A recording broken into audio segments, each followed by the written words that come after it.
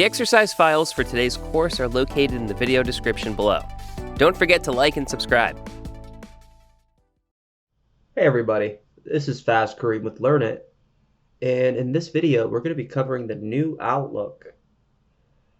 I'm sure you clicked on this video because you've realized Microsoft has completely changed the desktop app for Outlook.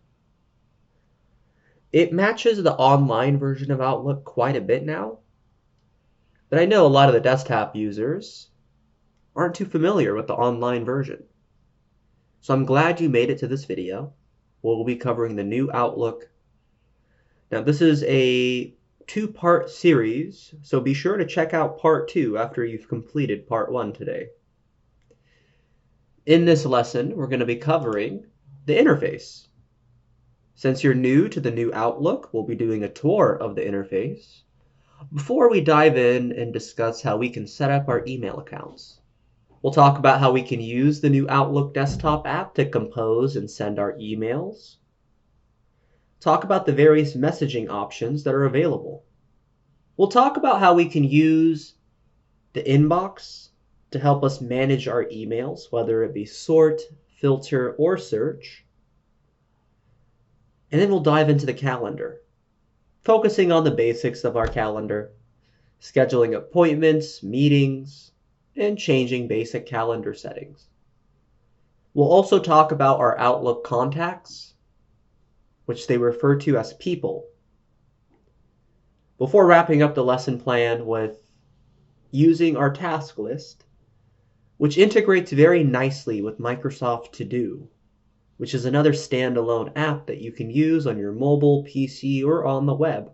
But it's nice to know that it integrates with your Outlook task list, so all of your tasks are in one area for you. Let's get started. Looking to support our channel and get a great deal? Become a member today to unlock ad-free videos. That's right, your favorite courses without a single ad. Interested in a specific video? Purchase one of our ad-free courses individually. Looking for even more? Gain access to exams, certificates, and exclusive content at learnitanytime.com. More information can be found in the video description below. All right, let's get into the new interface. Now, if you're one of the users that are unsure about how to get the new Outlook, there should be a toggle on your desktop app allowing you to switch to the new Outlook. And if it's your first time doing that, it might ask you to download it, and it'll take a second or two before it lets you switch to the new Outlook, and then it restarts and it reopens back up to this version. Now, if you don't have that toggle, try checking with your IT department, and if you don't have an IT department, try updating your app. See if the app update will allow you to get the toggle there. I'm over here in the new Outlook, and let's begin with a quick interface tour. At the very top of the app, I just want to point out a couple of things. We still have our Outlook search that we know and love, but there's a few additions at the very top here. We have something called My Day. We give that a click, it pops up the To-Do section, as well as the Calendar section. And if I need to, I can also click on my notifications here to pop up the notifications that have recently come in.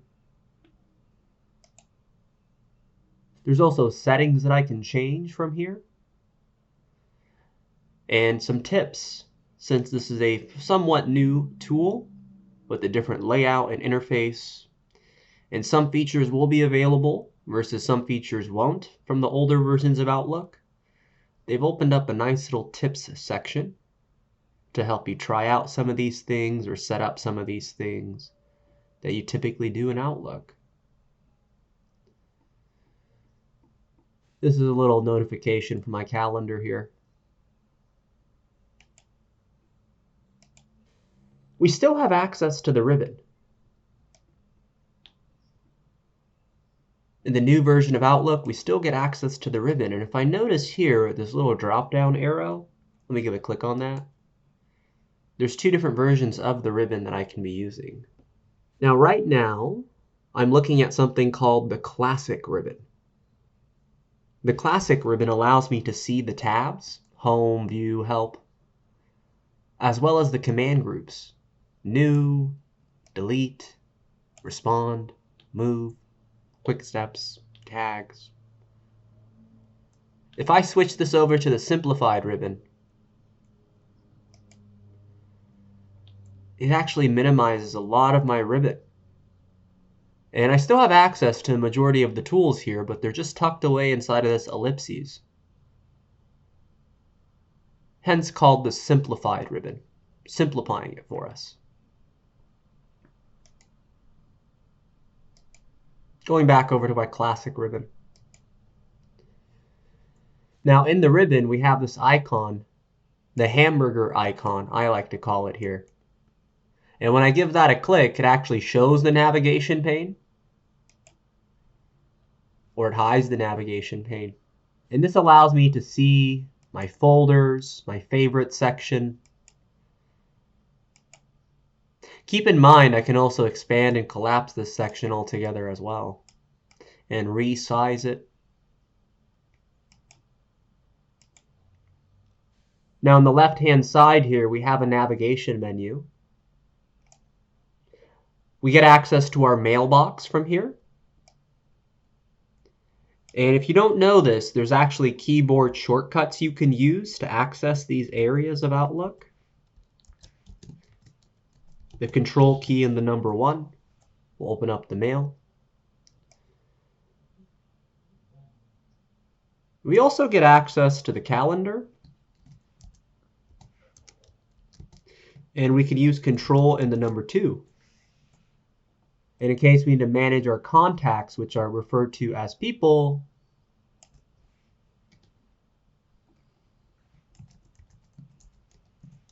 we can use Control and the number 3.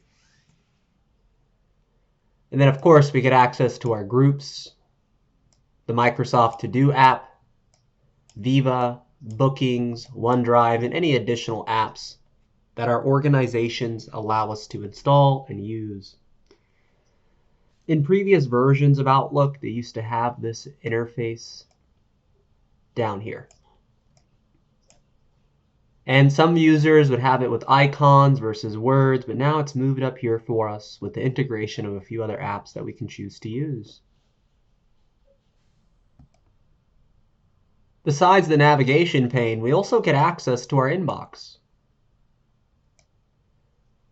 Our inbox allows us to change the way we filter, sort, and view the messages inside of our email account. And then on the right-hand side here, we also get access to the reading pane, where we can read the messages and respond to them directly from here. So there's quite a bit to Outlook. We have our ribbon with the two different views, Classic and Simplified. The ribbon gets organized into tabs and command groups. We got our navigation menu with the folder pane, allowing us to navigate the apps as well as our emails and different folders or inboxes. We have our actual inbox here, allowing us to read our messages or view our messages before we can actually click on them and select them to read them. If you're noticing, and if you're coming from older versions of Outlook, there's no status bar at the very bottom, which would tell you how many emails are in your inbox or how many emails you have selected, whether or not you're connected to the Exchange server. We'll see if Microsoft decides to add them in a future update. Now, one thing I want to do for this interface tour is I want to click on this little gear icon for the settings of Outlook.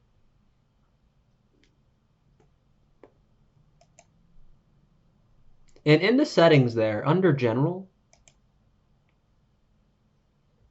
we have the ability to go over to the Appearance settings. And in case you're wondering why your Outlook might look like a different color than mine, it might be that you're using a different theme, like you're using the light theme versus the dark theme. Or you've picked a different classic theme than me. So I think it'd be nice if you open up your Outlook and take a look at this little gear icon. And before you move on to the next portion of the video, see if you can pick your appearance.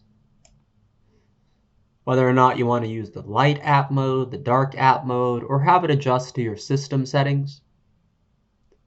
Or just select one of the classic themes or even some of the modern themes that they've added in.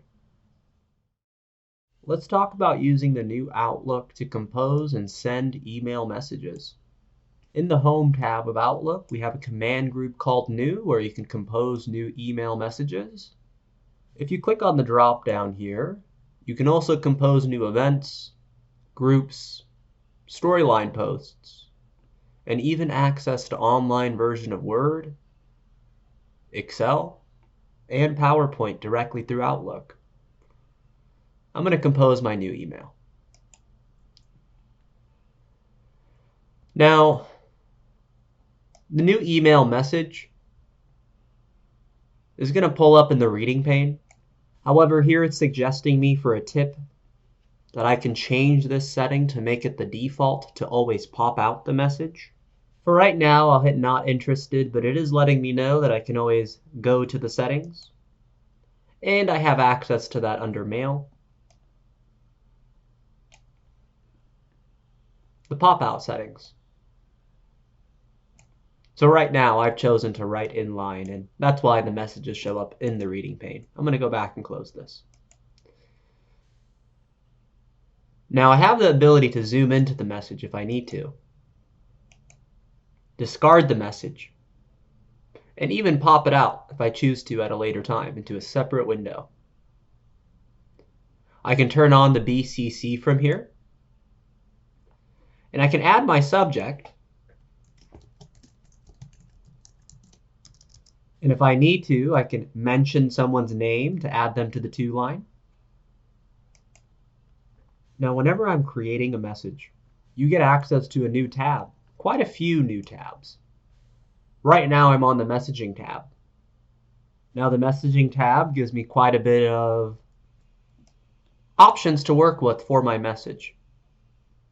Let me just create some text in my message here. I'll use the random function to generate one paragraph with about 5 sentences in there. There we go. And we have this ability to use the messaging tab to format and adjust the fonts, even add in styles. If we need to, we can attach files directly from here. And if we need to, we can also create tables and insert emojis or pictures. Now, if I do decide to pop out this message, I want you to know that those tabs, messaging, insert, format text, will now show up in the new window. I still have access to the same options, they're just now in a separate window. And a lot of these options that are found in the messaging tab are scattered throughout the other tabs.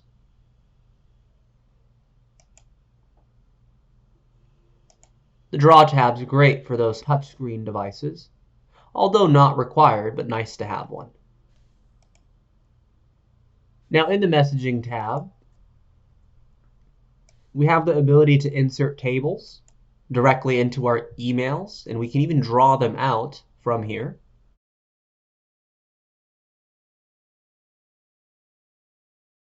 I can also insert emojis. Now keep in mind, if you're using an operating system that's a Windows operating system, as long as it's above Windows 10, you can also just use the Windows key and a period. This will also pull up an emoji keyboard for you, so you're not fully dependent on just the Outlook emojis. So you can actually use this anywhere on your computer here. So In a sense, these editing tools that we have available for crafting up our messages are pretty advanced. Some of them come from our different tools like Microsoft Word, like the styles. I have the ability to attach files from my cloud services if I need to. There's also this insert inline feature. Now that slash there, insert inline, allows me to search for documents. Really cool stuff if you needed to attach something directly to the email there. So now that we're seeing all the options that we have available for the messages, I can send this message directly now or even send up a scheduled send to send it at a later time. That way I can control directly when this message shows up in the other user's inbox. I think it'd be nice if you open up your new Outlook interface and practice crafting a new email.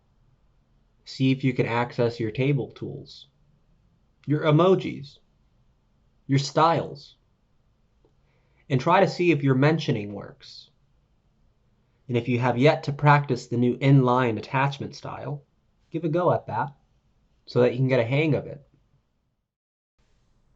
Now, one thing you might need to do to get started with the Outlook desktop app is add your email account. Now, the navigation pane allows you to add more than one. If you're unsure about how to add an email account, you can do all of that good stuff from the settings.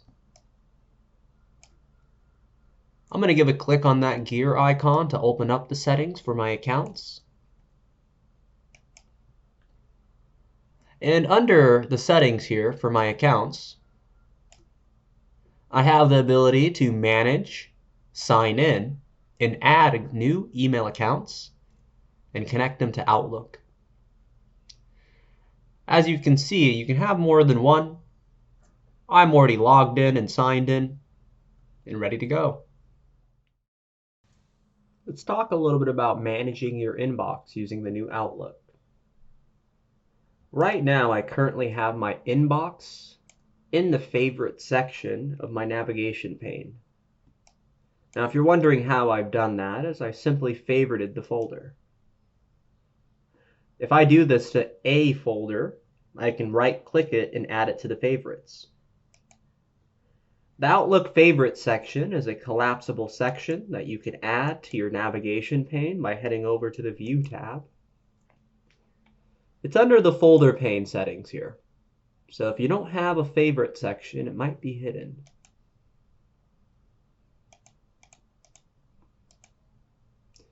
Now, I'm going to unpin a folder.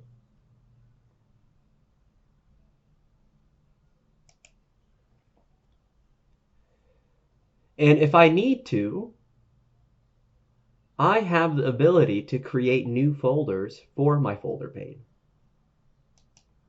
I can right-click and create a new subfolder in my inbox. Or I can right-click my account and create a new folder. Noticing how in the new Outlook, the folder tab is gone. Important to know that you can still create folders with the right-click. Folder or subfolder. Now we also get to see all of our inbox messages. And if you're unaware, Microsoft Outlook has a setting in the View tab.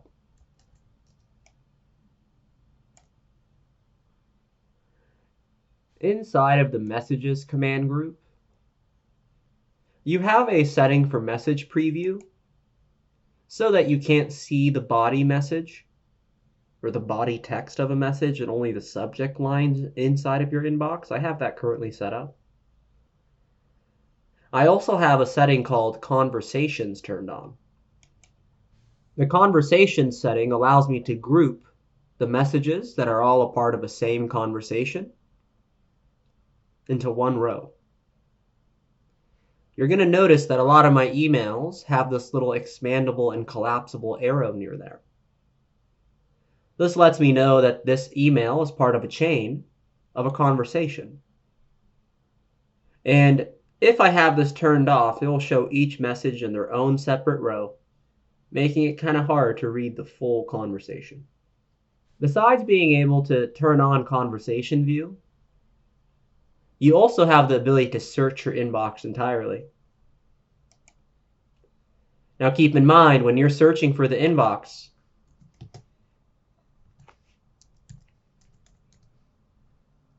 you can search folders or the entire inbox itself.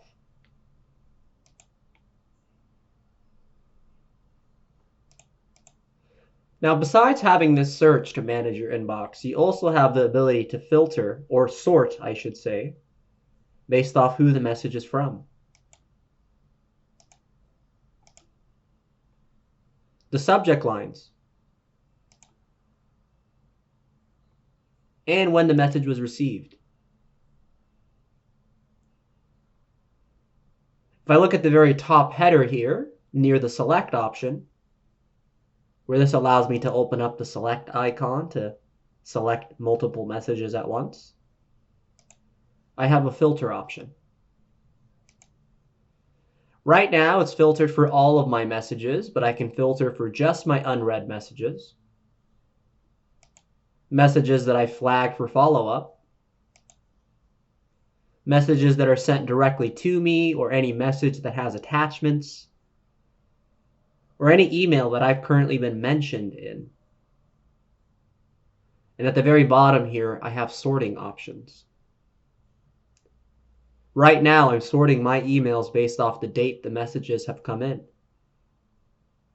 But I can switch the category, from, size, importance, and even the subject. A very common sort is oldest on top, in case you're searching for older emails. In the View tab, I also have View Settings. I have the ability to turn on my focused inbox. I have the option to show the text size and spacing. Right now, I have the text size set to large. For the message organizations, I have them currently grouped by conversation. And I put the newest messages on the bottom of the conversation. I currently show deleted items from the conversation.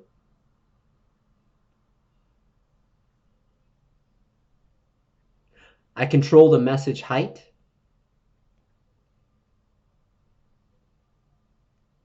Whether or not the message has a sender image. And even where the reading pane is going to be shown.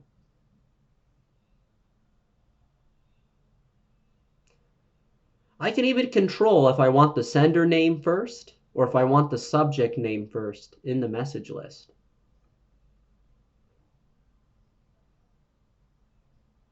Controlling whether or not you want to show the attachments, the preview of the attachments in line. I can control whether or not the date header shows up in the message list.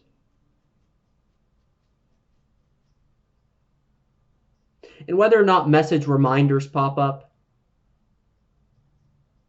And if I want animations to pop up when I'm hovering over the messages.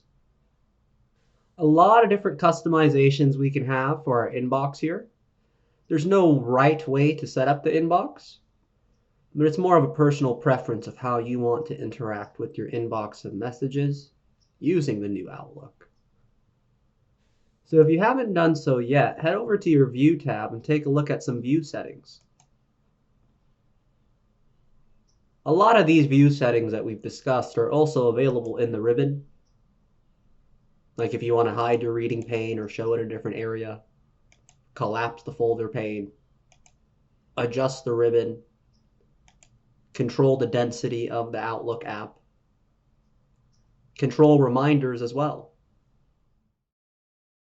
Outlook also allows you to manage your appointments and emails directly through the app using their calendar. Now I'm currently viewing my Outlook calendar. I went over there from my navigation pane. and I'm on the Home tab. And when I do that, when I go to the Home tab of my calendar, you're going to notice that it's a different setup now. The Home tab is going to show me my calendar tools in the ribbon. I have a new for new events. I have a command group called Arrange to help me rearrange my calendar. I have a command group called Filter to help me filter my calendar of events. An option to share, and the ability to print my calendar. When I'm looking at the Home tab of my calendar, I can also see a small preview of the month so that I can toggle different days on my calendar. And at the very bottom of this, I can have the ability to add additional calendars or show other shared calendars that I have available in Outlook, and view other calendars from the accounts that I'm signed into. I also have a View tab, but similar to our mailbox, a lot of the stuff that you see here will be scattered across these various tabs. So if I click on View, I'm going to see the command group called Arrange. I still have the ability to toggle the different views, but now I can have a saved view. I have the ability to adjust the timescales and open up the calendar settings. The last tab, Help, will let me get some support, help, feedback, and even switch back to the classic Outlook if I needed to. In the new Outlook, the Day view allows you to control how many days you want to view. I can switch over to the Work Week, which simply excludes the weekends.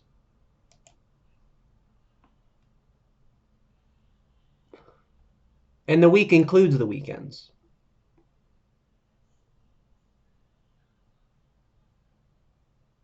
And the last view, Month, is great, but I want you to know that in the month view, you won't see the time zones that you've set up. Besides being able to switch the arrangement of the calendar, you can also filter what's being shown on the calendar. Appointments are essentially appointments have bookings with just you.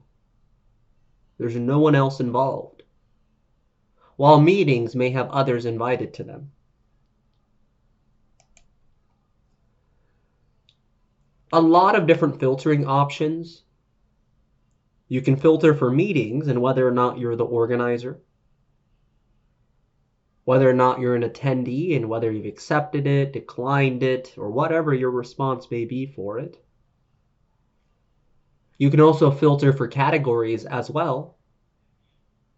Filter for show as and even reoccurrences. If I need to, I can share my calendar as well with other users in my organization. The print option for the calendar is also available in the Home tab in case I needed to print out the calendar. I can choose what view I want to print out and whether or not I want to show the mini month on the side, the detailed agendas. Outlook also has the weather for up to multiple locations here, multiple locations.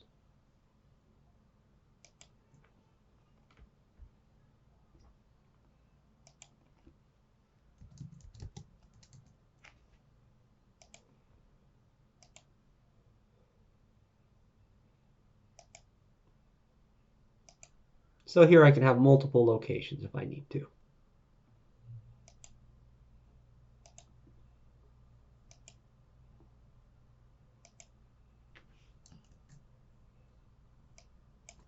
I can choose whether or not I'm in the office or if I'm remote, and I can even set a schedule from here.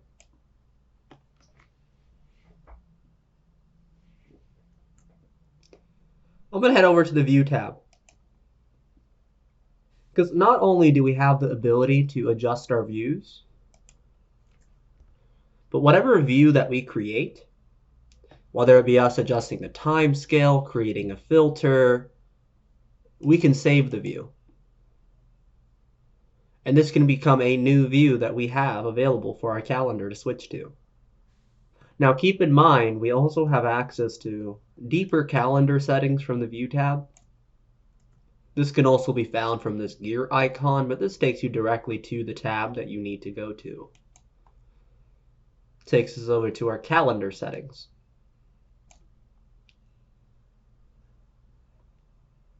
Under View, I have the ability to show what the first day of the week would be, how the time scale will interact, if I want to show the week numbers on the calendar, what time zones I want to display. So you can add more than one and more than 4 as well. I can also choose to add online invitations to the events that I create automatically using Microsoft Teams or Zoom. I can control the weather from here as well. This just takes me to that area when I click on this. I can control and create automatic events from like airline flights or reservations from my email to my calendar.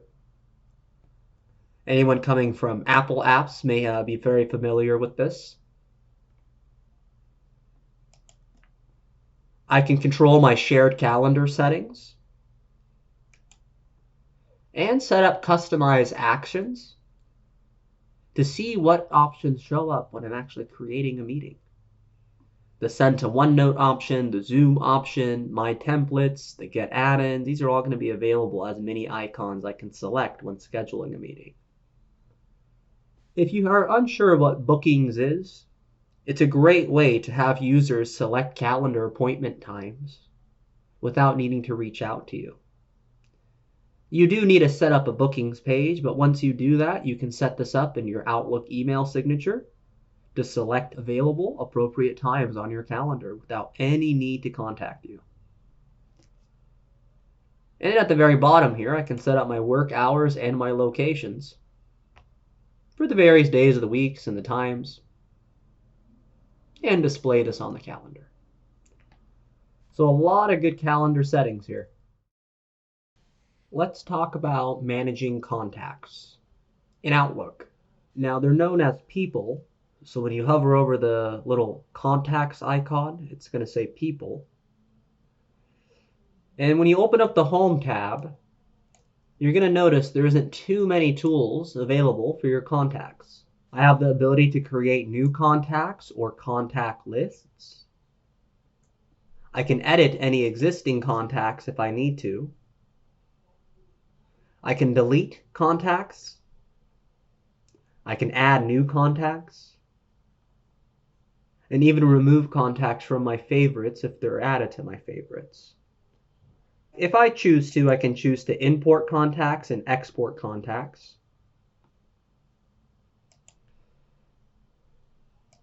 There isn't too many views for your contacts now. This one page is going to display all the information you need to see about your contact. The overview page, the contact, organization, files, messages, and LinkedIn. Each one of these sections will show different areas of the contact's information, like what files they've recently accessed, their contact information, and if the org chart is set up, will be displayed here. You can search for any files they've recently sent, any messages the user has sent, as well as search for their LinkedIn profile directly from here. If I need to, I can go over to the View tab and click on People Settings. And this allows me to display the contacts by last name or first name from here. But there isn't too much to our view settings besides that for the contacts. Now, something that you can create in your contacts is something known as a contact list.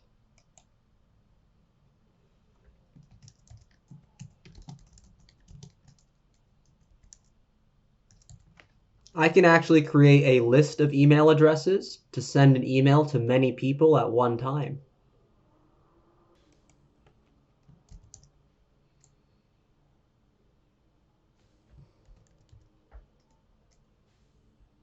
When I create this contact list, it shows up in my contact list section.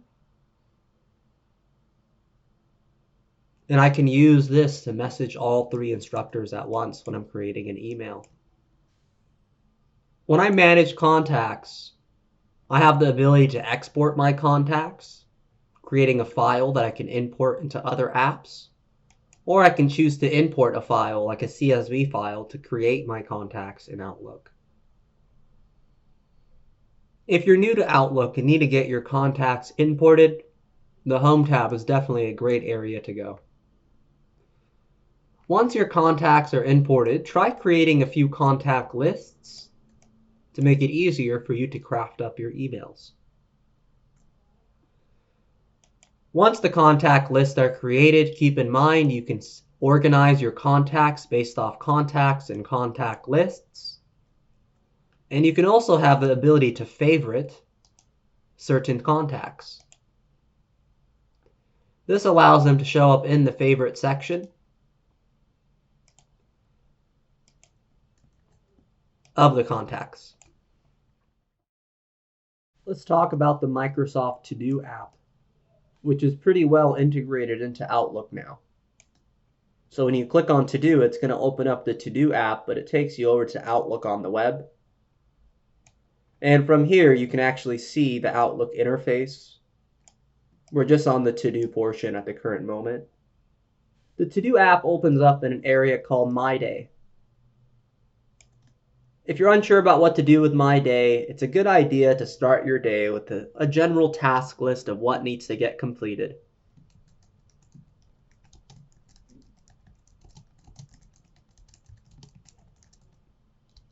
Got to take the dog out for a walk.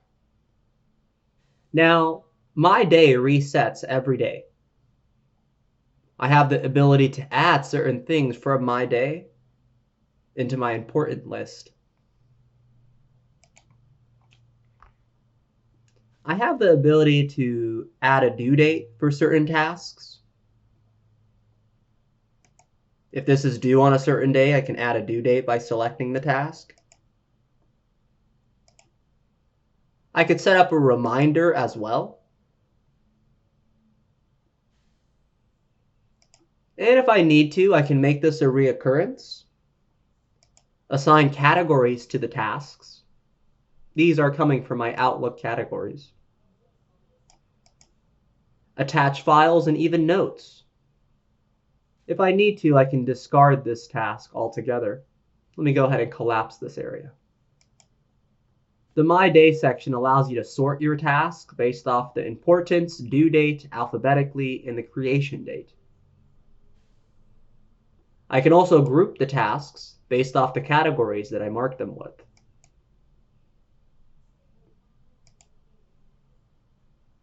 Now, when I go over to the Plan section, the Plan section is actually going to show me any emails that I flagged from Outlook.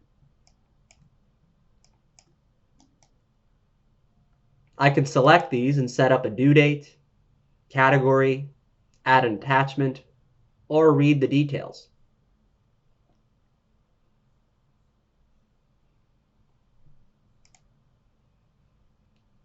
The Assign to Me section will actually show you any plans coming from planner boards across various groups you've been assigned to. Microsoft Planner is a task management tool that's online and a mobile app, entirely free to use with Microsoft 365. If your organization is using that, a lot of folks have had a hard time finding the various tasks. It's nice to know that they're nicely found in one area, and that's Microsoft To Do. Any emails that you decide to flag for follow-up in Outlook will also show up here. And you have the ability to see them under Planned if you assign a due date, all that good stuff as well. As well as any tasks that you decide to create. I can see under My Day I have 3 different tasks, but this will show me all tasks overall that I have for today. Microsoft To Do also allows you to do something called create a list so that you can organize your tasks across various lists. When you open up the app, it's going to give you one list called Getting Started. It talks about how you can add your first task.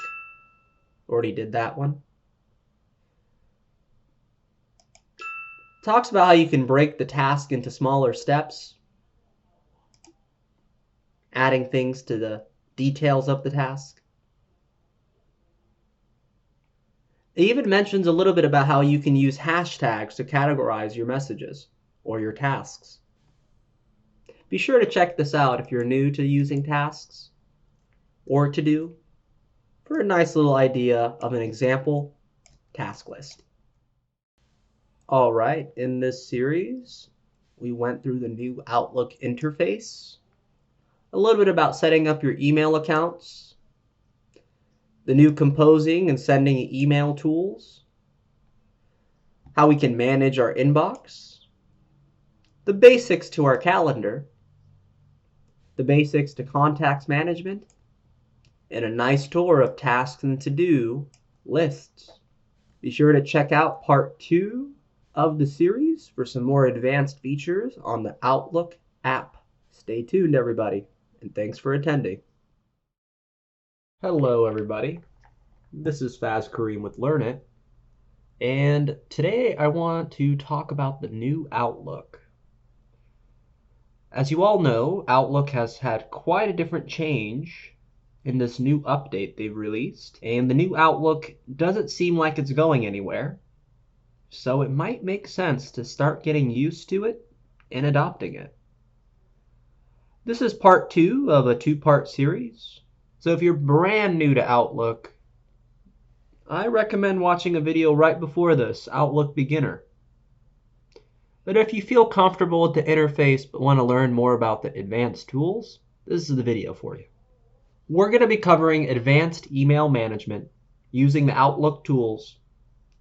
I want to make sure we feel comfortable when creating our emails, setting up delayed delivery, setting up options for sending out the messages, and when it comes time to actually organize your emails. Let's talk about how we can apply quick steps to put multiple actions into one command.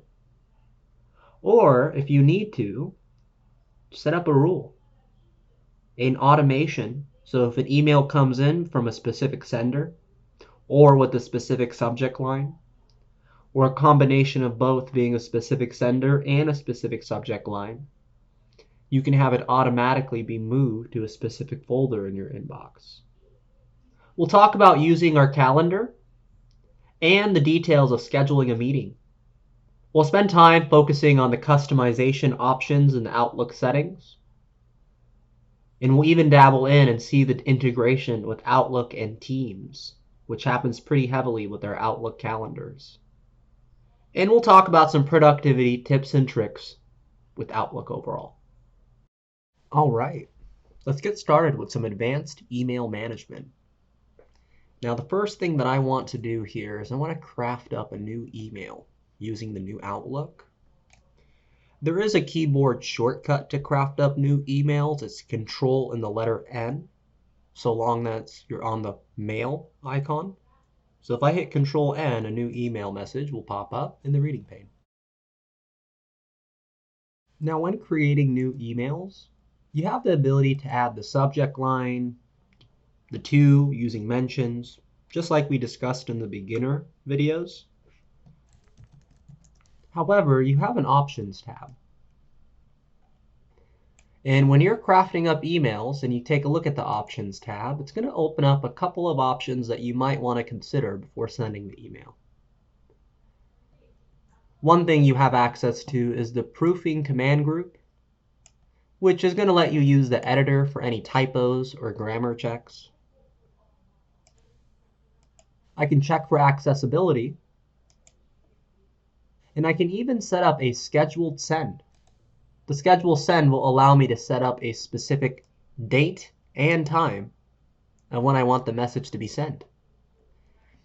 I can choose a custom time from here or select from the times that I've already chosen from.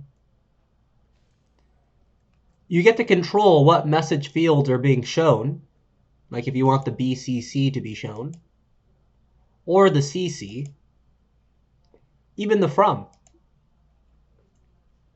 I also have the ability to request delivery receipt, a notification to the message that it was successfully sent. I can request a read receipt as well, but a user can also acknowledge to not send one, even though you've enabled this setting. I can also disable reactions if I need to. So if you're wondering why you can't react on a certain message, it might be because the user has disabled that setting. Under the tags command group, I have the ability to mark the message as high importance priority or low importance, and even encrypt the message. I can set permissions on the message, whether or not it can be forwarded, if it's only for Learn It confidential, a lot of different messaging options before actually getting to send the message, which will then end up showing up in someone's Outlook inbox potentially. I'll talk about tools that you can use for managing your inbox as well once the message arrives. Now, in order to better manage your emails that come into your inbox, Outlook has a set of tools we can use. Now, in the Home tab of Outlook, when these emails come in, of course, we have the ability to ignore the conversation. I also have the ability to report a conversation for phishing attempts. And I can even block the sender. I have the ability to delete messages directly from here, adding them to my deleted items. Or I can archive the messages, moving them to my archives folder, which is still searchable. Now, in line, when I'm hovering over these messages here, I can actually see upon hovering that I have the ability to mark the message as unread or read. I can create a flag for the message. The flag ends up showing up all of these flagged emails inside of Microsoft To Do. I can also use the filter to filter my inbox just for flagged emails. If I right-click the flag, I can actually set a due date for today, tomorrow, this week. And there's also this ability to pin the message to the top of the folder. This is my pin section now. I'm going to unpin this here. And if I need to, I also have the ability to delete this message directly from the message row, as opposed to going to the Home tab. Now, if I look at the Home tab here and I have a message selected, a lot of the options that I just shown you in line are also available inside of the tags command group. I can mark it as read or unread. I even have the ability to mark my emails with a specific category that I can create. And there's my flag and unflag option. I'll go ahead and unflag this email now. And if I needed to, the pin option is also there if I couldn't find it in line. A cool feature we have access to is called Snooze, which will show the email at a later time. So a lot of the options that are found in line can also be found in the Home tab of my ribbon. Let's talk a little bit about categories. In Outlook, you have this ability to categorize your contacts, your emails, your meetings, your appointments. You can create your own categories. Or you can use the predetermined color categories that are created for you. When I go to the Home tab and I open up the Categorize dropdown, I have the ability to view the categories that I've already created and add new categories directly to here.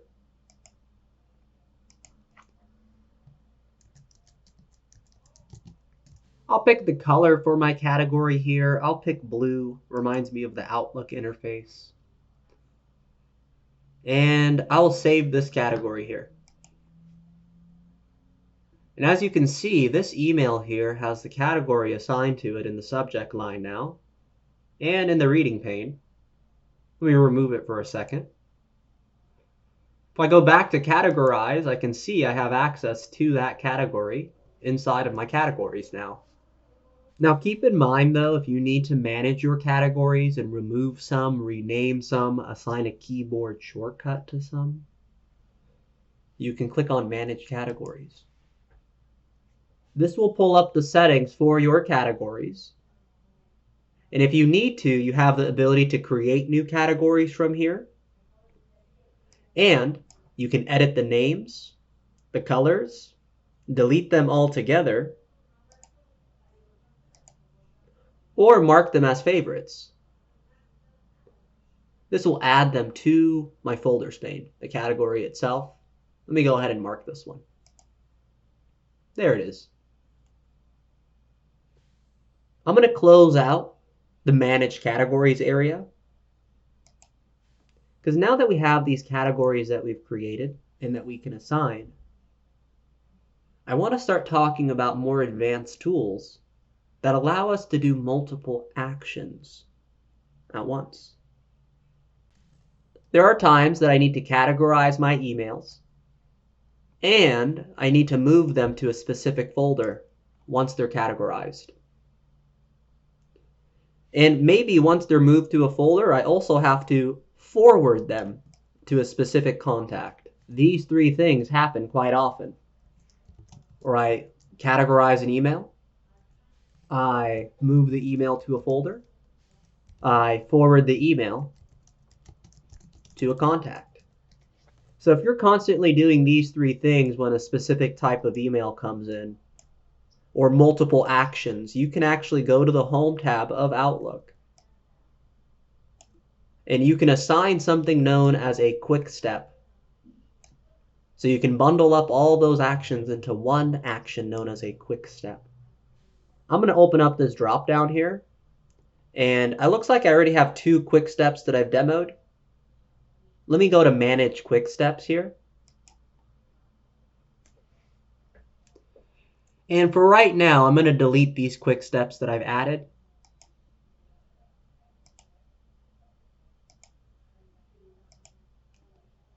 And when I do that, I can see that the quick step window has cleared. Let me go back and create a quick step now. I'll do a new quick step.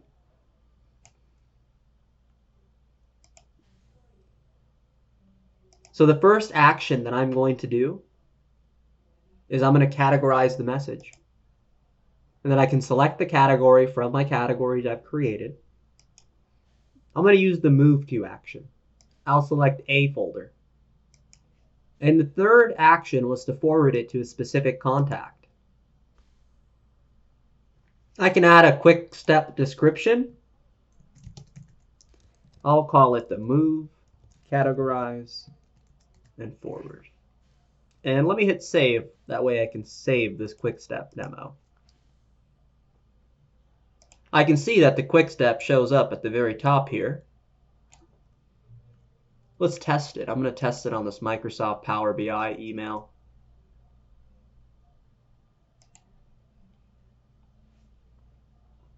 Let's go into folder A and make sure it's there.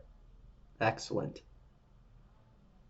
And I can see I already have a draft crafted to Faz Kareem, just hasn't been sent yet. Nice. So not only do we have quick steps that we can use,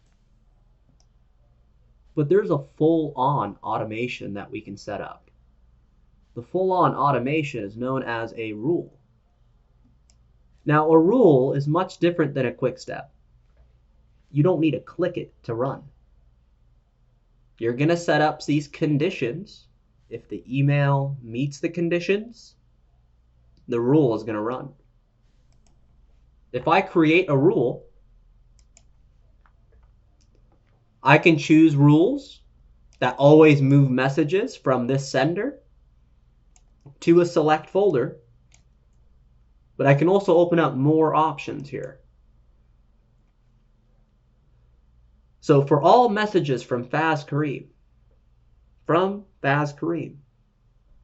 I can add an action. I can move it to, or I can categorize it,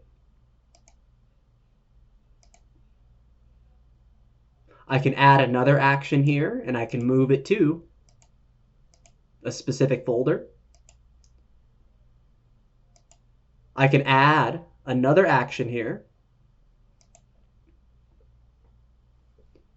and I can forward it to a specific user.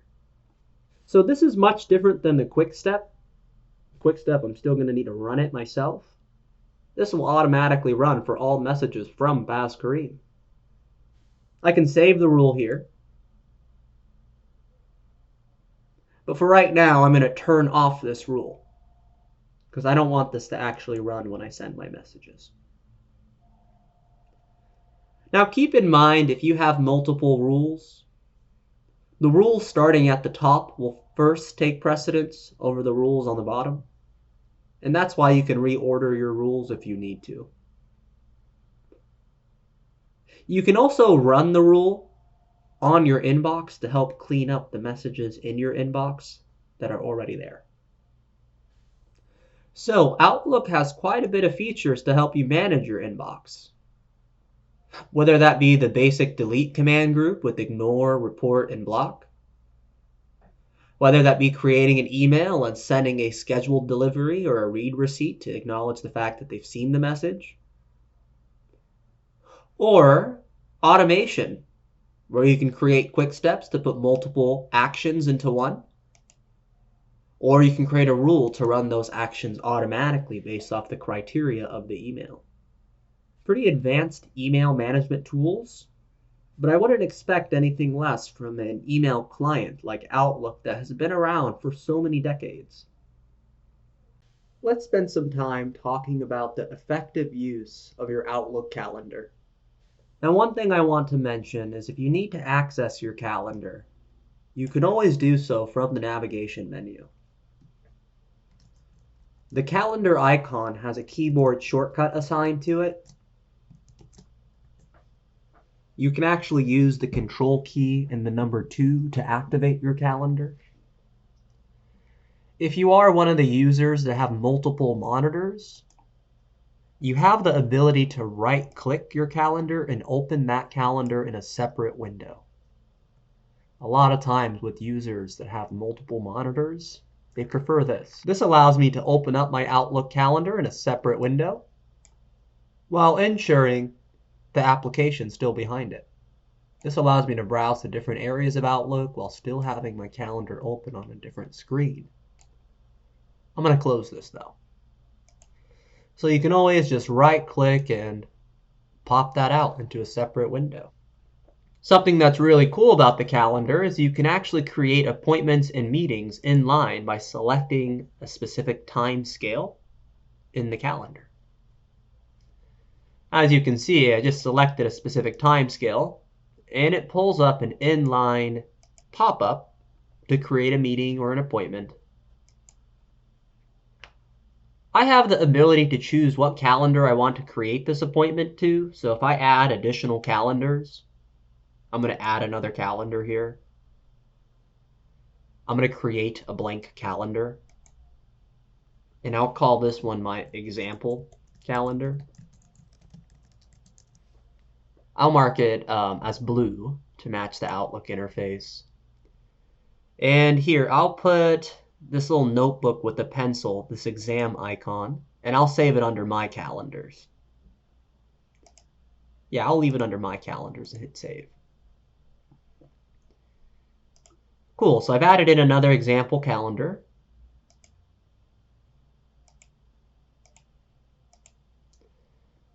So if I select the time slot here, you see how it opens up the same options. This just lets me switch from calendar to calendar. The option to save it, discard it, or even make this entire window larger is available to me. A demo of creating an appointment. I can invite required attendees. This makes it into a meeting here. And if I have 15 or less individuals invited to the meeting, it even pulls up the scheduling assistant. How cool is that? I can change the preferences like the duration.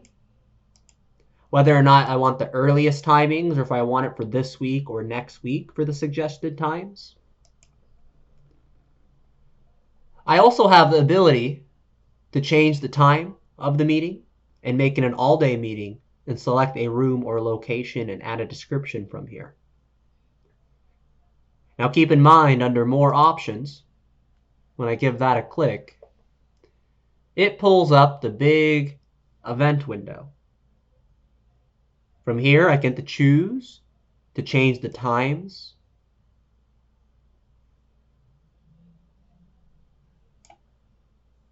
I can choose the options for the meeting and my response options as well.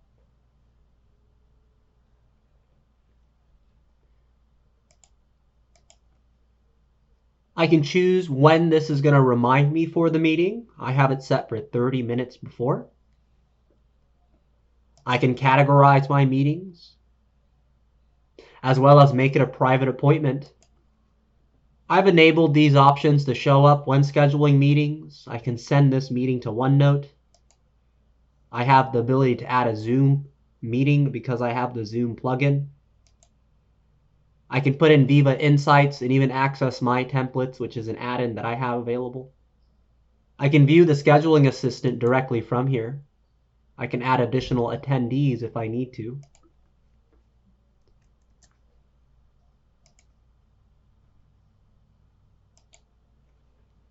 And of course, me sending this email on its way here, or this appointment on its way, let me put a agenda here.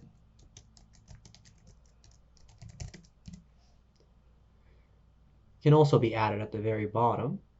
Oh, it's saying the event has passed. That makes sense to me. Let's put it at a time that hasn't passed. There we go. And of course, if you select this appointment here, I have the ability to move it. You see, if I just drag and move it, I can edit the event time. And then I can send an update. So that's really cool. I can also increase the duration of the meeting here. This sends an update.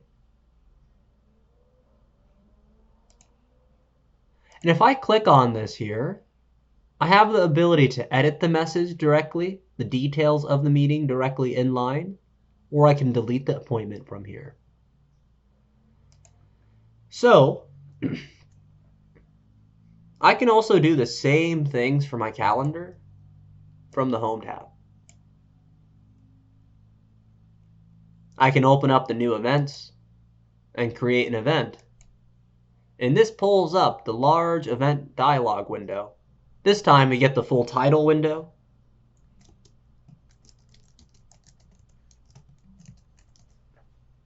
I get to add my optional or acquired attendees just like I did previously. So there's more than one way to craft up your appointments. And there's no really right way. It's just the way that you feel comfortable getting it done. So if you are one of the users that like writing inline appointments and meetings and changing times, a lot of the features are built in to do so with the Outlook. You can also have more than one calendar be displayed on your screen at the same time. I'm going to show the custom private calendar as well. So now I have two different calendars being shared. At the current moment, when you have more than one calendar selected, it's showing it right now in something known as split view. If I turn that off, split view, I no longer see two calendars. It looks like. I'm going to go back to split view.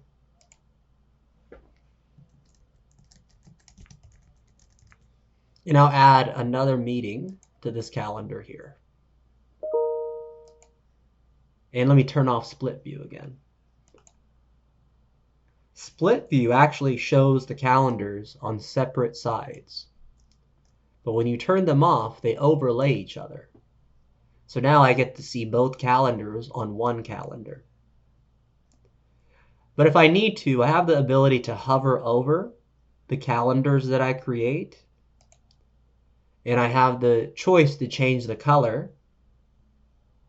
I can change the color here to make it stand out. I also have the choice of changing the charm as well for my calendars, which will pop up on the meetings and the invites and the appointments. So, split view allows you to see your calendars in separate sides. In older versions of Outlook, you used to have an icon with an arrow here that you would click that would overlay them on top of each other. Now it's just a matter of turning split view on and off. I can have multiple calendars being displayed here. Multiple calendars being displayed here in split view. And I can overlay them all together as well. Now, if I need to, I have the ability to go to my specific calendar and I can share it. I can also do that directly from the top in the Home tab under Share. And in my organization, we have it all set to share our calendars with our organization members. And we can see most of our details. That way we know what we're busy with. So if you need to share a calendar that you've created, you can enter the email addresses of users you need to share the calendar with, and how far of the permission levels you want to share. If they can view it when you're busy. They can only view the titles and locations. They can view all details and even can edit. So really cool. Just be sure to make sure you're sharing the correct calendar with the correct users with the correct permissions. And you can always view those permissions by hovering over the calendars and viewing the sharing and permission sections. If you need to, there's also a print function for the calendar. The print function of the calendar allows you to print different calendars if you need to, and different views of the calendar if you need to. And whether or not you want to leave room for a mini month, the detailed agendas, looks at even the invitations show up, and even a time range for the calendar if you're trying to do a weekly schedule, quarterly schedule, or monthly schedule printed out. Let's head over to the View tab now that we've gone a tour of some of our advanced calendar tools. And now that we've seen some of these advanced calendar tools, I want to hop into the calendar settings. Under the calendar settings here, for the first section called View, you can control what the first day of the week is going to be shown as when you create a calendar, as well as adjusting the default timescales and whether or not you want to display the week numbers for the week of the year. You can have multiple time zones added in, but they won't be displayed if you're on the month view. You can control how events are handled. Even if you are a Zoom user, you can have it set up Zoom meetings for all online meetings.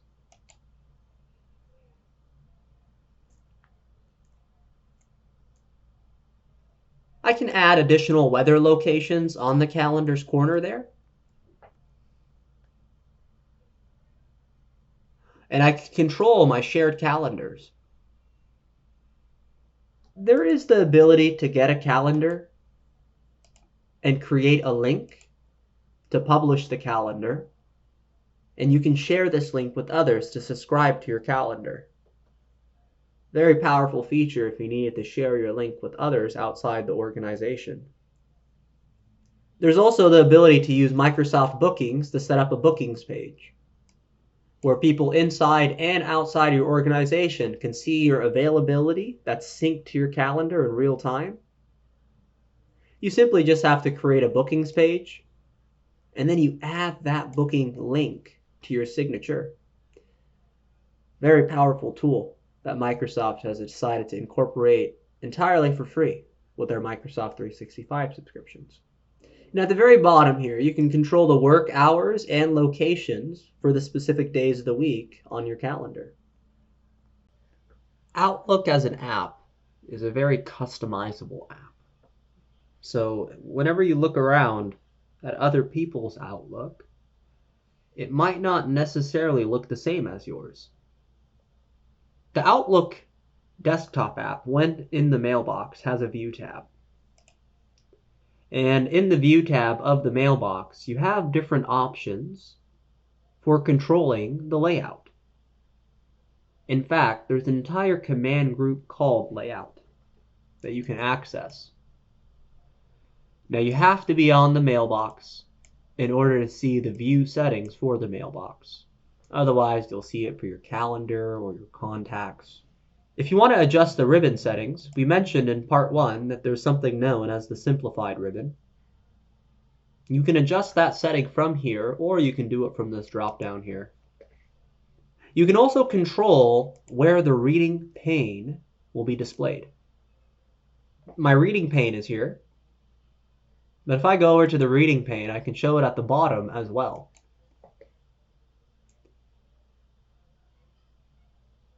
I can also turn it off altogether. I can hide it.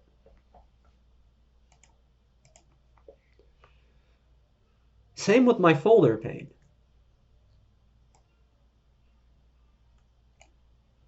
The folder pane I can show or hide as well. And if I need to, I can control the density of the app. Let me switch it over to cozy versus compact, even tighter this time. I'm going to make it back to roomy since I have a large screen. In the View tab, I also get access to the immersive reader.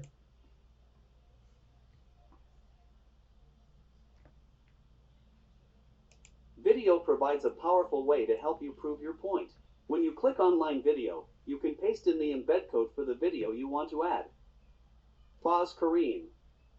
Lead desktop instructor. I can control the voice settings of how fast it talks and the voice selection.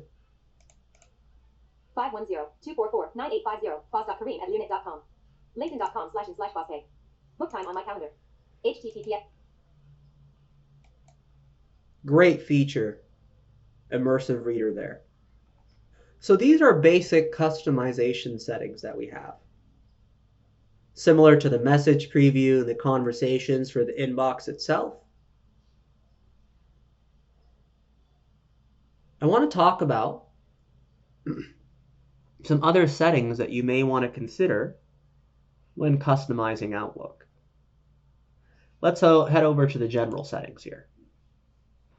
Under General, you have language and time. I have the ability to choose my language, the date format, and my time formats. And I can also control the overall appearance of the app. There is a dark app mode that you can use for Outlook. There's also themes that you can apply. Now, these themes drastically adjust the look and the feel of your Outlook.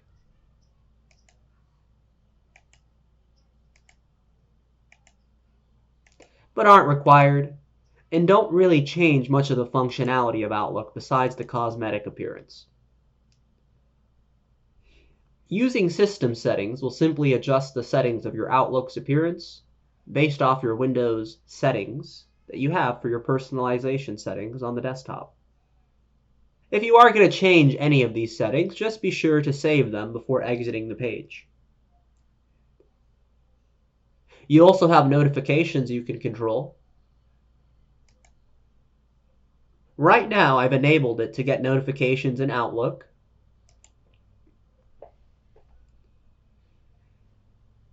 I also have an option to send notifications when Outlook is even closed.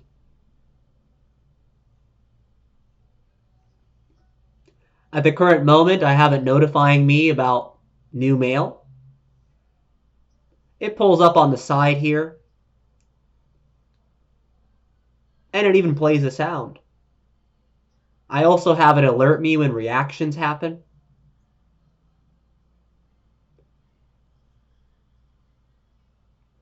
I have notifications for my calendar, like event reminders.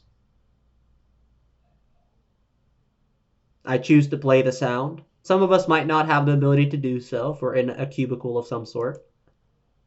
So it's nice to know that these settings can be disabled or turned off, or you can control where these notifications pop up if you're used to using it on the top of the screen versus the bottom of the screen. Just be sure to save these settings if you do change any of them. I have accessibility settings. I can choose what version of the shortcuts I want to use. If I use Outlook for Windows shortcuts, Outlook for web shortcuts versus turning off keyboard shortcuts. Under privacy and data here, I can delete my search history. I can download my data. And then I have search settings as well. By default, it's going to search all folders. I can switch it to a current folder. And by default, it's going to include deleted items. And when I choose to start up Outlook, it's always going to ask me if I want to open up my previous items from when I last closed it. There's also individual settings for your mailbox that you can go through. A lot of these we've already covered. Whether or not you want to create rules, quick steps, how forwarding works, message handling. And even for our calendar, we've covered these as well. Now, this new version of Outlook is somewhat light in terms of settings compared to the older versions, but they are constantly adding in new settings and listening to the users for what settings they want to add in quicker than others. So if you are looking for a specific setting and you don't seem to find it here, stay tuned for it. It should be coming soon. And you can always use the old version of Outlook until that feature comes out, if it's a must-have. I don't have a to-do bar in Outlook, but I do have the ability to open up the My Day section, which acts as my to-do bar, which opens up Microsoft To Do natively, and opens up my calendar natively in Outlook, where I can add new events to it if I needed to. So a lot of customization with Outlook, a lot of great tips that you can read upon if you click on the little light bulb as well. Definitely consider customizing your Outlook to your own liking and to your own personal preference. Everyone has a different preference of what works best for them and what rules and what settings work best for them in Outlook. It takes a while to figure that out for yourself, but once you do, just know that these settings can all be adjusted for the desktop app. A really cool aspect of Microsoft Outlook is the ability to create Outlook groups, which ended up becoming an evolution of Microsoft Teams groups, and now we use Teams quite heavily. But Outlook groups still have their place. And you can create groups by going over to the groups area here. A group is a way that you can create an inbox, a calendar that's shared with a select member list. You can also view your Microsoft Teams groups that were created through Microsoft Teams from here and access any of the files that they have. I'm going to create a new Outlook group. Great if you're working on a project, shared goal. It's going to give this entire group an area for conversations, shared files, scheduling events. It's creating an Outlook email address for the group. I can add a group description. And when I hit create here, this is going to create the group, allowing me to add the members to the group. But right now, I'm not going to add any members.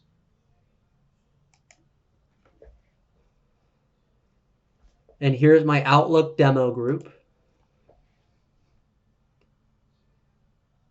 This demo group actually gets a couple of things. We get a shared inbox that I can add members to. I have different settings for this inbox that I can control. I can add members to this inbox since I'm the owner of it. This group has access to a shared notebook. This group has access to Planner. This group has access to a SharePoint site as well. So as you can see here, this Outlook group ends up creating an entire SharePoint site associated to the group. Now what you can do with the group is you can connect it to a Microsoft team. I can go to the SharePoint site from the group and I can connect the SharePoint site to a Microsoft team.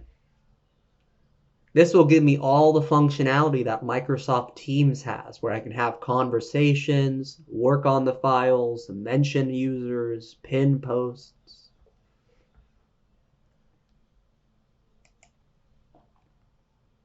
This is going to make it easier for me to chat with the colleagues in the groups, coordinate online meetings, and work on shared content together.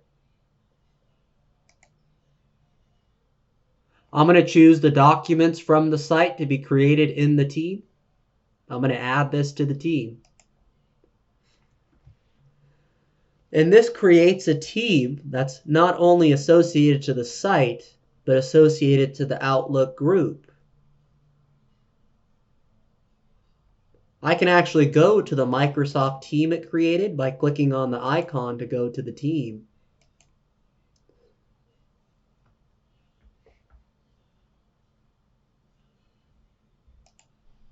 As you can see, I have a new team called Outlook Group Demo that's associated to this Outlook group, and it's associated to this site. These are all connected. They're different doors to the same room. I'm going to go back to my mailbox here.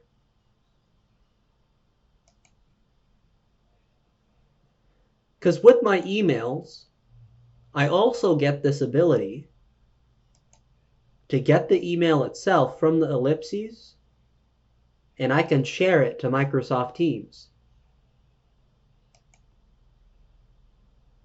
When I share this to Teams, I can choose what team, what group I want to share this to. I'll send it over to my practice sandbox for now. And I can actually share the email, including attachments if there were any, to the team. There it is. So if I need to, I also have the ability of getting this message in Teams and sharing it to Outlook. So if I have a post and I need to share it to Outlook, I can do that directly from Teams as well. It really doesn't matter where the conversation began. You created it in Outlook, you can send it to Teams. You created a post in Teams, you can share it to Outlook. These features were actually released in 2019. So they've been around for quite a while, but you don't need to add external members to a team just to continue the conversation. You can always just use the Share to Outlook or Share to Teams feature, or create a group and associate it to a team. A lot of different routes you can take with this feature, but definitely a very powerful feature to use with your team or group if you're working on a project that has a lot of communication. We just discovered Microsoft 365 groups, or Outlook groups more specifically, and how they work with Teams, SharePoint, and how Outlook messages can be sent to Teams, and how Teams messages can be sent to Outlook. Very powerful stuff. Outlook has done a very good job at integrating other apps into Outlook. So we've already talked about Microsoft To Do in the beginner video, but if your organization uses Viva, you can have that integrated in. If you want to create a bookings page, the bookings app gets integrated in directly to Outlook. And when you click on it, it prompts you to go to your bookings page that you can set up. Really cool stuff once it's enabled and set up. Here, let's see my booking page. I'm going to go to my booking page. So this is my booking page link. I can share it by copying a link and adding it to my signature. This allows people to schedule a 30-minute office hours with me. In addition to the Bookings app being integrated in, you also get access to your OneDrive account. This opens up Microsoft OneDrive for you to browse and view your files. And then if you need to, you can also generate Excel spreadsheets, OneNote notebooks, PowerPoint presentations, and Word documents directly from here. This opens up the online versions of the tools, but you can save them directly to your OneDrive, which ends up showing up here as well. Ultimately, you can do a lot of your work directly from Outlook because you can access almost everything through it. Definitely takes a while to get used to, but will definitely streamline the amount of apps you may have open throughout the day and reduce the amount of context switching you're doing between apps if you start using the built-in apps within Outlook. All right. In Outlook Intermediate, we went over advanced email management, schedule send, quick steps, rules, categories. We learned about creating calendars, sharing calendars, overlaying calendars, adjusting calendar settings, scheduling meetings or appointments inline or through the ribbon, all of the various customization settings we have for Outlook, and the integration that Outlook has with Microsoft Teams, and all of the integrations with the various apps. I hope everyone learned a bunch with this new Outlook that we're going to be using throughout the year. Thank you, everybody. Hello everyone and welcome. My name is Joe and I'm going to be facilitating this course for you today. Today we're talking about Copilot with Outlook. Now Outlook is everything to me. Every single day I have to go through and look at my communications. It's my main source of communicating to my team. And also my main source of communicating with outside vendors for my team. So what Copilot's going to do for us is it's going to allow us to summarize our emails so that we don't have to read all the way through them. And it also does a lot of coaching so that our emails sound very professional and we can even draft emails with Copilot. We're going to learn about all this today in this course, and I hope you enjoy it. Now, I do want to note that before we can even get into our Copilot for Outlook, we need to understand what Copilot is. But even before that, you'll see here that I'm using the new Outlook. Now, most of you might be using still the classic version of Outlook, and you do have an option to either turn that on or off. You'll notice that I do have my toggle point right here at the top, and I can turn that off. And even though Copilot does exist in the classic version, it actually only offers for coaching and summarizing. It doesn't allow for you to draft actual emails. You can only do that in the new Outlook. Now, I have seen the draft with Copilot in the classic, but they removed it recently. So I don't know if that's just something on my end or maybe a certain version. So if you do see it, that's great. Then you do have drafting with Copilot. But for this training, I am using the new Outlook. And as of right now, that's the only one that has draft with Copilot. But with that said, let's actually get into what exactly is Copilot. Copilot is a powerful add-in tool for Microsoft Excel that allows users to automate repetitive tasks, improve efficiency, and also save time. Now, it utilizes machine learning and AI technology to analyze your workflow and then suggest code snippets based on your specific needs. And with Copilot, you can automate data manipulation, formatting, calculations, and so much more without actually needing extensive programming knowledge. Now, a couple things with Copilot is the way that it comes out with outputs.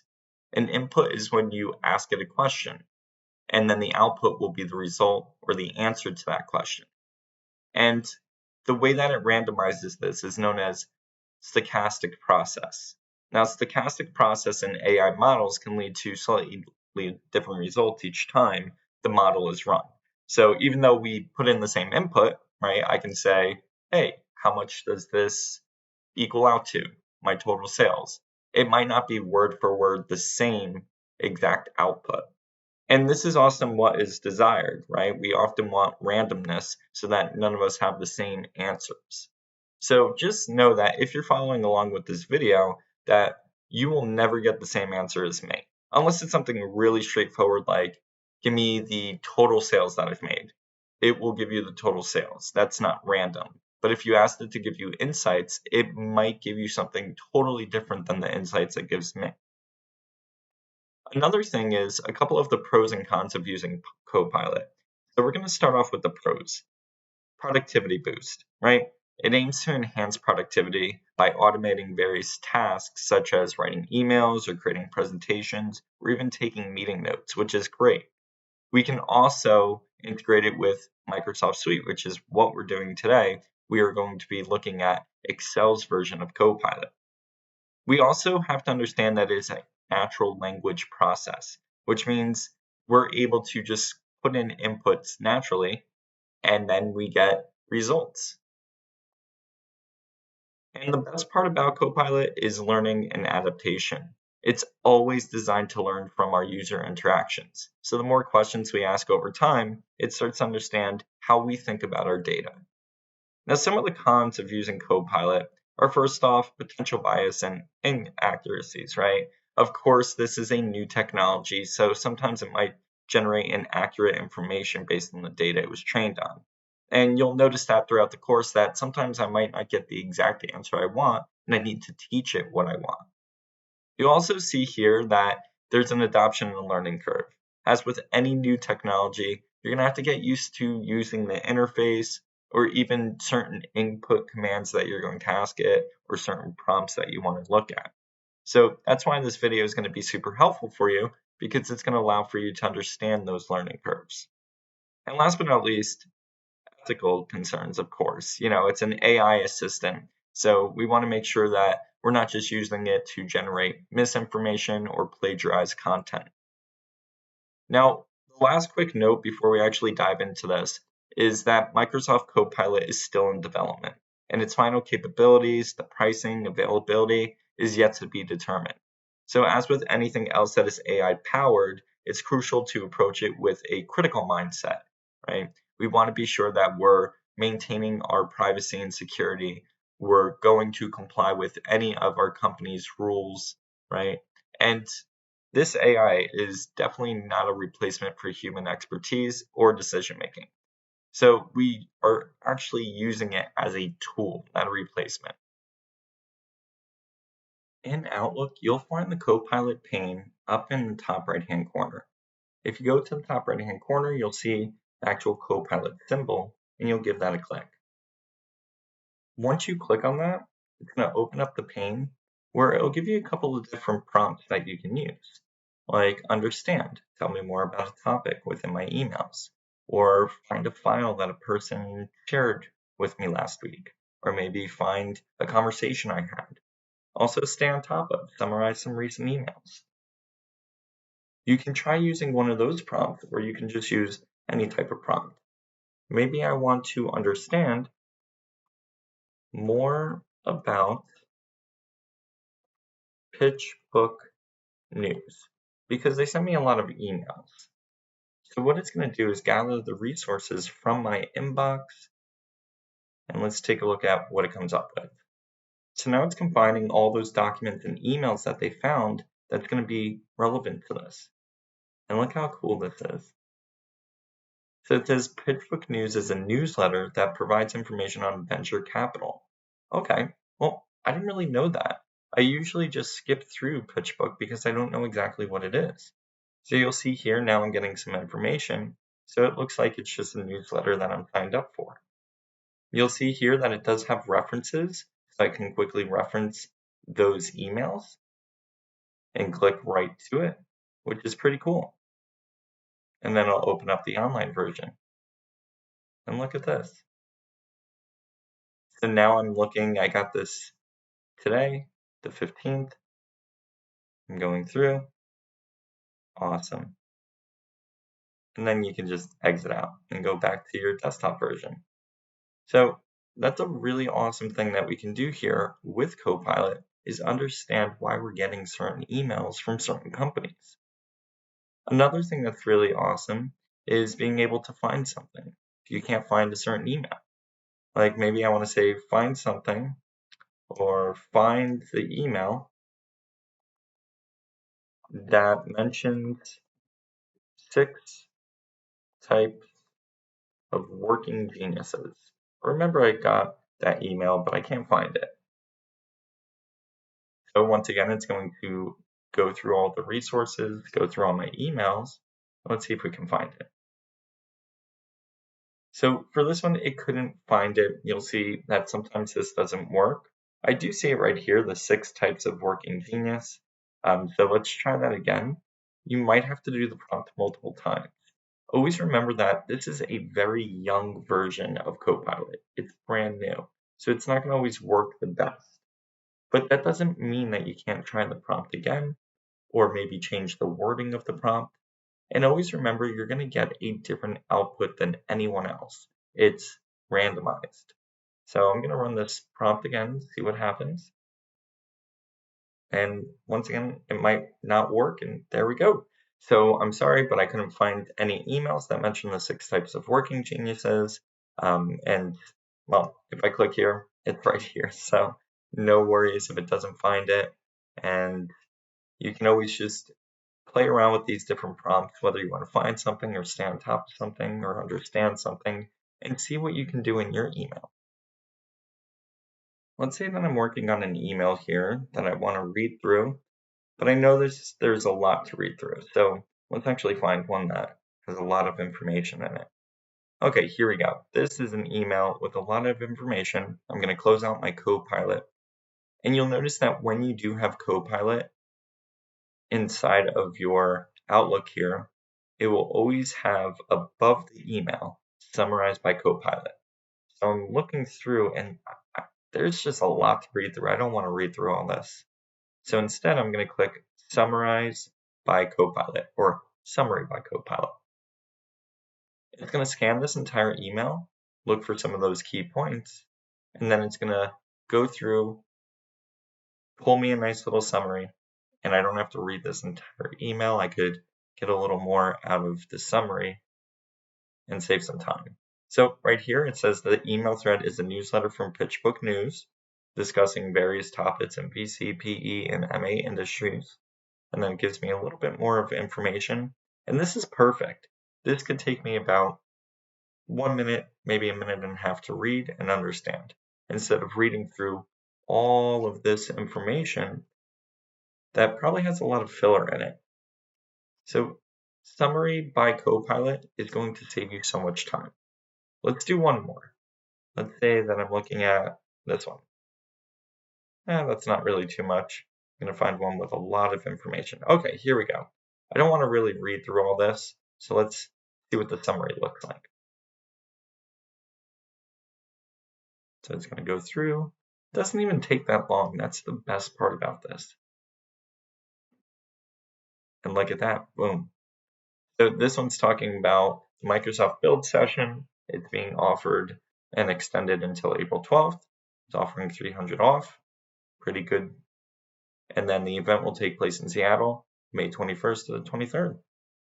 Pretty amazing. And it also includes featured sessions, breakouts, and labs. That's amazing information all in one quick summary.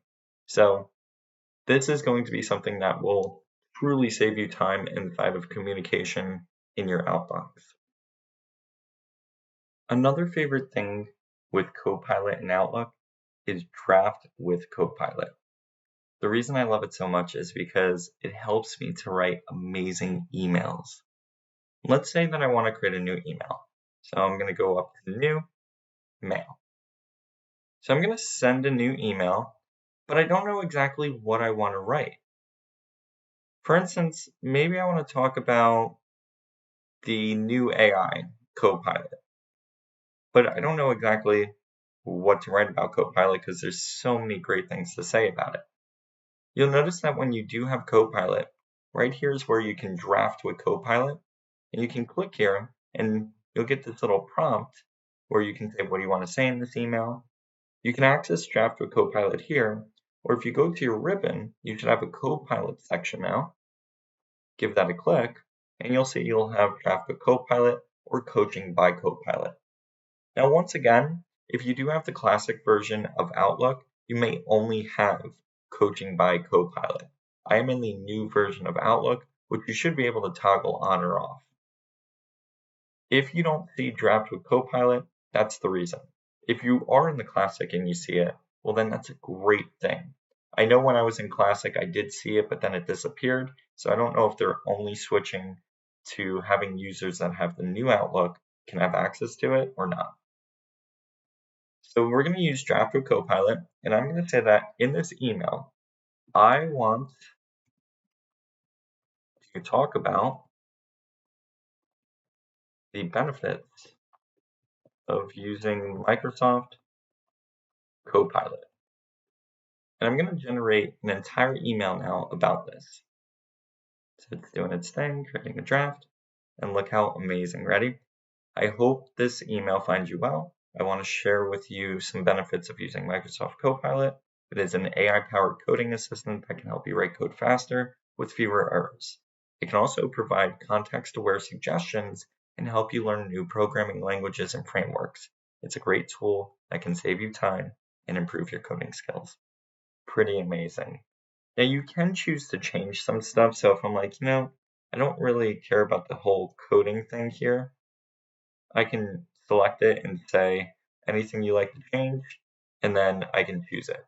But one of my favorite things is edit prompt.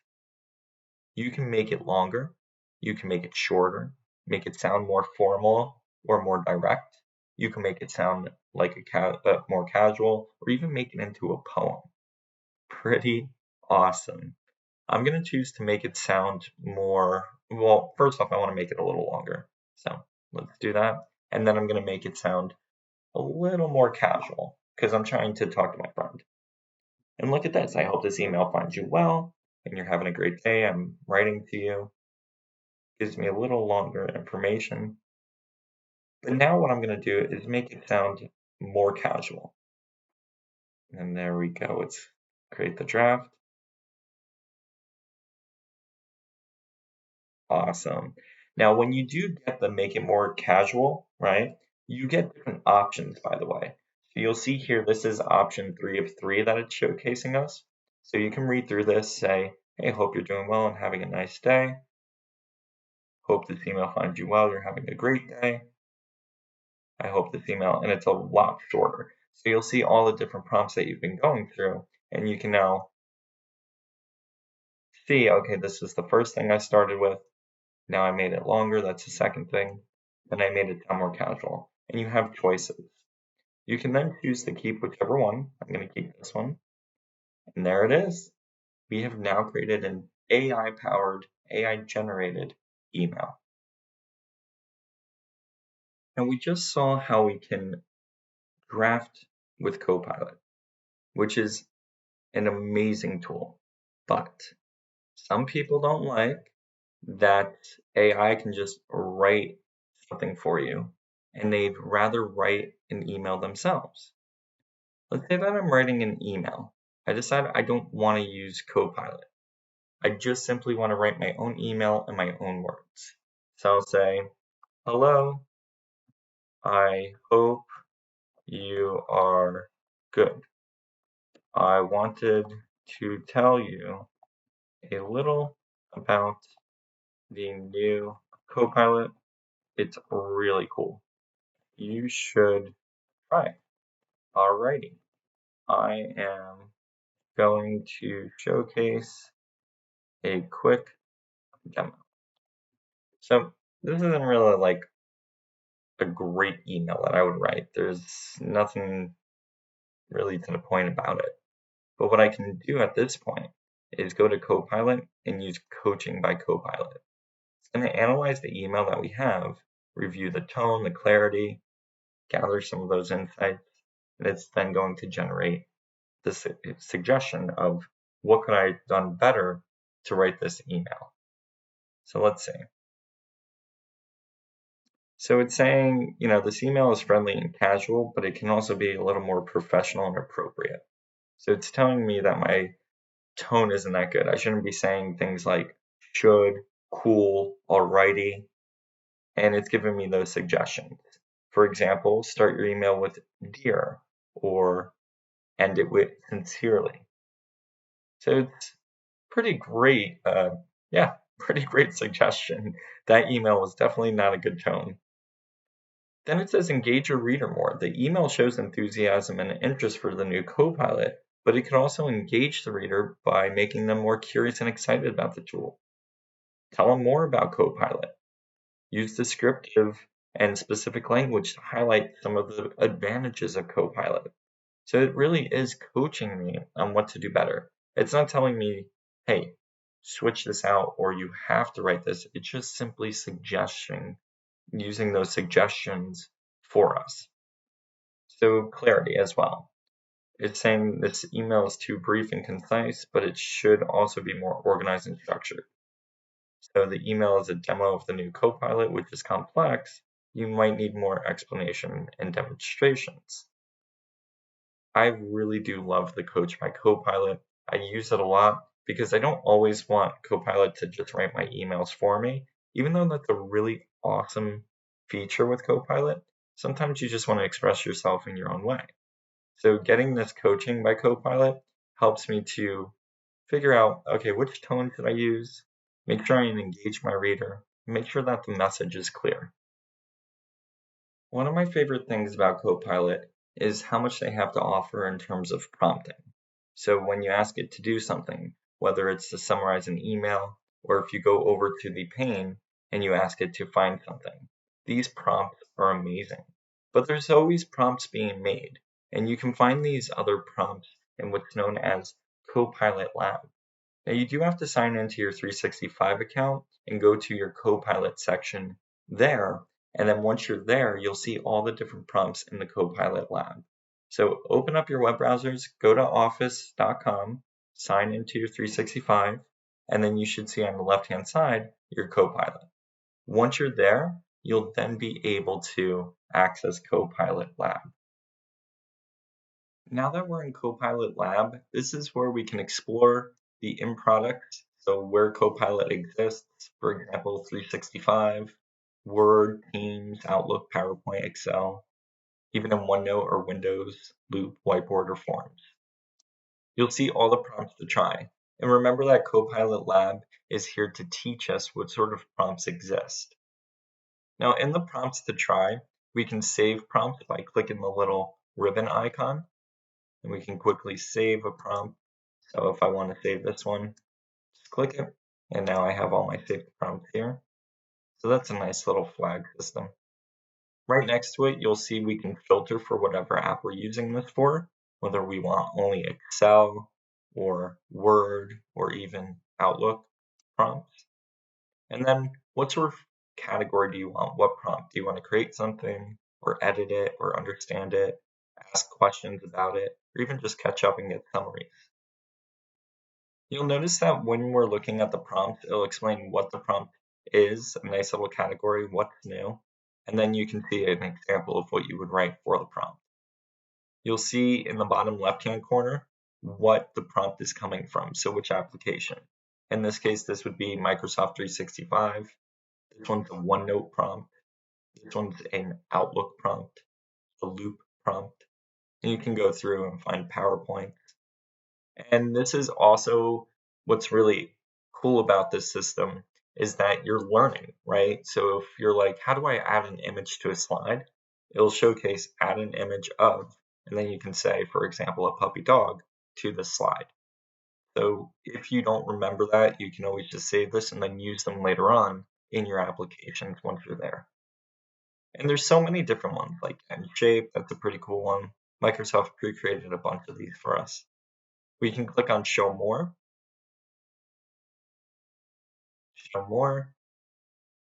and there's just so many different ones.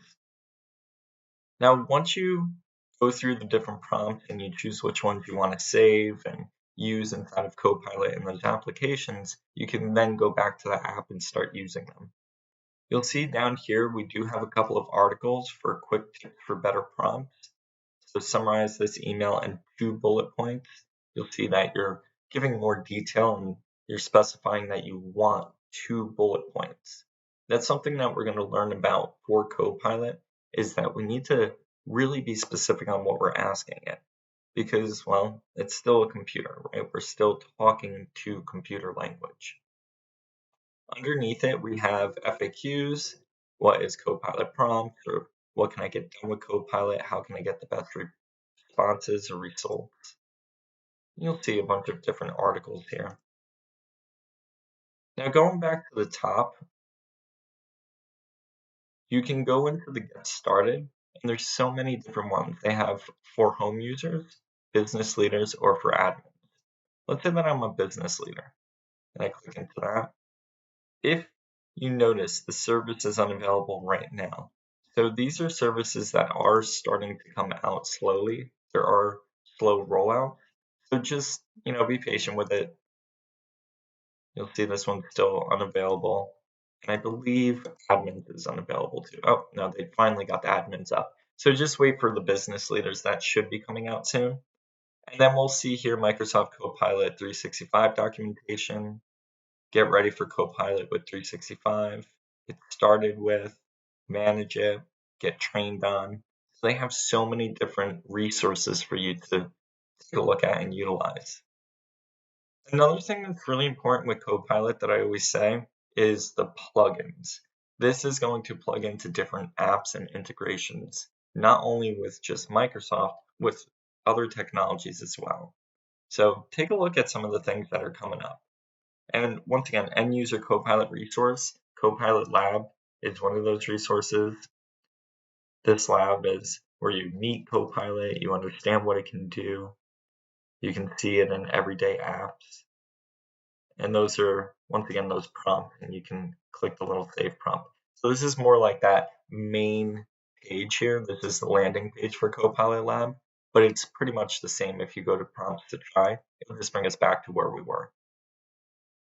What's new? That's always something that's important. I'm always reading up on the latest updates for Microsoft Copilot. You'll see here prompts of the month. What were the most important ones, or what were things that weren't working that they've now updated? Transform a doc into a presentation. That's a really cool one. And you can upload document files. We'll actually talk about this in one of our other classes when we get into using Copilot with Word and also using it with PowerPoint. But as you can see here, improvements based on our feedback. Before we talk about how you can submit feedback, it is important. Remember, this technology is young still, so we need to really express what's working or not working for us to make sure that Copilot can evolve into the tool that we need it to be. You can take a look at some of the previous updates as well, our February updates, January, December. Just click on the little carrot icon. You'll see all of them. And I just love the way that they display like all of the icons. You know that this is specifically for Word. It tells you, what it's for. We're actually going to be talking about Word for the web.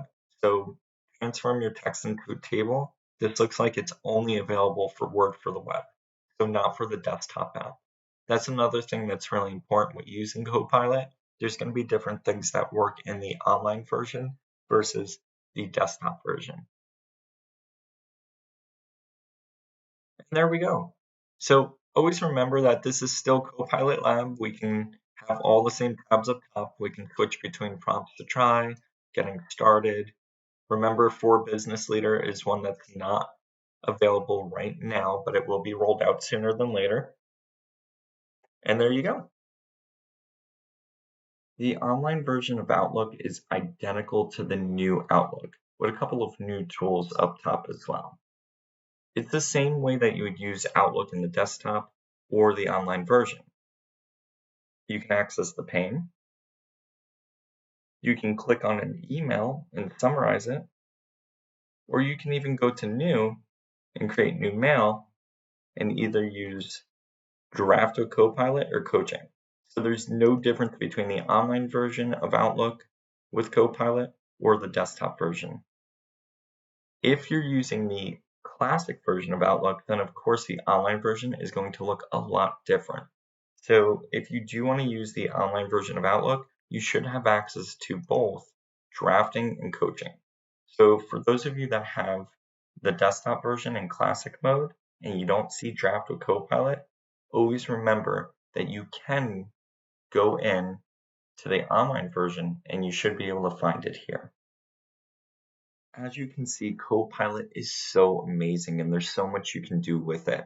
I hope you all enjoyed this course, and I'll see you all next time.